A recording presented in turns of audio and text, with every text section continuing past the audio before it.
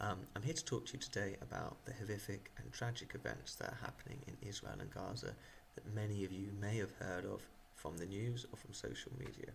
Now, 2 months ago, on the 7th of October, a terrorist group called Hamas launched one of the worst terrorist attacks in living memory on a country called Israel, which is a country on the eastern border of the Mediterranean, about 2,000 miles away from the UK. Hamas indiscriminately murdered 1,200 people. That's almost the population of our whole school, including women, children, and the elderly. On top of this, they kidnapped over 200 Israeli hostages, took them to their territory. In response, Israel has attacked Gaza, which is a very small strip of land, only about the size of the Isle of Wight, which is home to 2.3 million Palestinian people and is currently controlled by Hamas. As Gaza is a tiny and densely populated area, it makes it very hard for Israel to target Hamas without also hitting many innocent civilians, although some in the Israeli government have claimed they're not even attempting to do this, but are wishing to cause maximum damage to get revenge for that attack, although others are saying they're just trying to target Hamas, but are regrettably killing many civilians. Now, 2 months of Israeli bombardments killed nearly 18,000 people, the majority of them being civilians with no connection to Hamas, including around 10,000 children. It's also seriously wounded more than 50,000 people and forced nearly 2 million, or about 85% of the entire population of Gaza, from their home. For context on those figures, in the 21 months since Russia invaded Ukraine, it's estimated around 8,000 Ukrainians have been killed. More than double that have died in this conflict in just 2 months. Any attacks on civilians are wrong, and much of the world has been equally condemning Hamas for its disgusting attack on the 7th of October, as well as criticising how Israel has responded. Now, how did we get to this situation? So the conflict's been going on for about 75 years and is primarily about control of the land and the competing claims to it by Israelis and the Palestinian people. The immediate origins of the conflict go back just over 100 years to World War I. The area, then called Palestine, had been controlled by the Ottoman Empire for nearly 500 years, where the majority Palestinian Muslim population and the minority Jewish and Christian populations lived together in relative peace. The Palestinians and their ancestors had lived in Palestine for about 1,400 years at this point. It was their home, the only home they'd ever known. During World War I, the Ottoman Empire joined with Germany and the Triple Alliance and fought against Britain and the Triple Entente. To fight the Ottomans in 1915, the British Empire promised to make Palestine part of an independent Arab state if the Palestinians and the Arabs rebelled against the Ottomans and fought for Britain, which they did. Then, 2 years later, to try and gain support from Jewish people, especially in Russia and the USA, Britain's Foreign Secretary Arthur Balfour issued what's become known as the Balfour Declaration, promising to create a homeland for Jewish people in Palestine. The reasons Jewish people might want this is because the Jewish people and religion had originated in Palestine around 3,000 years ago, but they'd been forced out by the Roman Empire in the 1st century CE, around 2,000 years ago. Since then, Jewish people had suffered horrible racism and anti-Semitism all across Europe. Many began to believe they'd only be safe if they had their own country. These people started a movement to create that country called Zionism in the 1890s and decided on Palestine as the location to make that new country due to their ancient connection there. As we know, Britain won World War I, but instead of creating even an independent Arab Palestine or giving it to Jewish people, it attempted to keep it as a colony for its own empire. To try and keep its promise, Britain encouraged large-scale immigration of Jewish people from Europe into Palestine. The Jewish population rose from about 5 to 10% in 1918 to about 33% by 1947.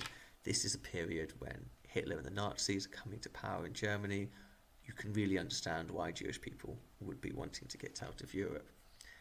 However, bringing so many new people into the country, it made lots of Palestinians worried. They felt like they were losing their country. So it starts to be some conflict between the two communities. Britain tries to ban more Jewish migration to try and control this conflict, which led to some Zionist paramilitary groups starting a campaign of terror bombing against British forces to try and make them leave. They were successful. In 1947, Britain abandoned the colony, giving it to the UN to deal with. To try and keep both sides happy, the UN voted to petition Palestine between an Arab Palestinian state and a new Jewish state, which would be called Israel. Palestinians unfortunately rejected this plan. They did so because it gave Jewish people, who were a third of the population, 55% of the country, and it was never implemented. Instead, the Zionists declared their independence themselves, creating the new country of Israel. Palestinians, supported by other Arab majority countries, fought Israel to try and regain the land it was claiming. They lost the war, and Israel captured 50% more territory than they would have gained in the original UN plan. To ensure Jewish majority in their new state, the Israeli military forced around 750,000 Palestinians from their homes, kicking them out of their country in an event the Palestinians called the Nakba, or catastrophe. This creates a refugee crisis that continues on to today, and is one of the main reasons so many people now live in that tiny area called Gaza we were talking about at the start. Since then, the two sides have fought a series of wars over the decades, with each side resorting to terror and violence against civilians to try and get their own way. Tens of thousands of people have been killed. Since 1968, Israel has effectively occupied all of the remaining Palestinian land, part of it East Jerusalem, which Israel wants to be its capital. Another bit is called the West Bank, on the west bank of the Jordan River, and the third part, the Gaza Strip. As well as occupying Palestinian land, Israel works to try and prevent an independent Palestinian state developing. These conditions have led to the growth of militant extremists and terrorist groups like Hamas, who in 2006 took over Gaza and have imposed a harsh authoritarian rule over the Palestinian people living there and started their terror attacks on Israeli civilians. The conflict's now been going on for decades. Each cycle of violence leads to the next. If you've lost friends, family, loved ones from attack from people on the other side, it makes you much more susceptible to extremist voices offering or urging to get revenge. The more civilians are killed, the more people are radicalised, the more this continues. My opinion is the only way there will ever be a peaceful resolution is if the two sides can have a compromise and make a negotiated settlement where both people can share this land. Of course, there have been many attempts to reach that over the decades, some very promising, but they have been repeatedly derailed by extremists like Hamas on the Palestinian side and extremist Zionists on the Israeli side. It is hard to see how this conflict will end. All we can do is push our governments to work for long-term peace and an end to these cycles of violence, and try and urge them to limit the suffering of civilians and protect innocent people. People on both sides of this conflict are spreading misinformation and fake news on social media, so it's really, really important we're all very wary about claims we hear being made online.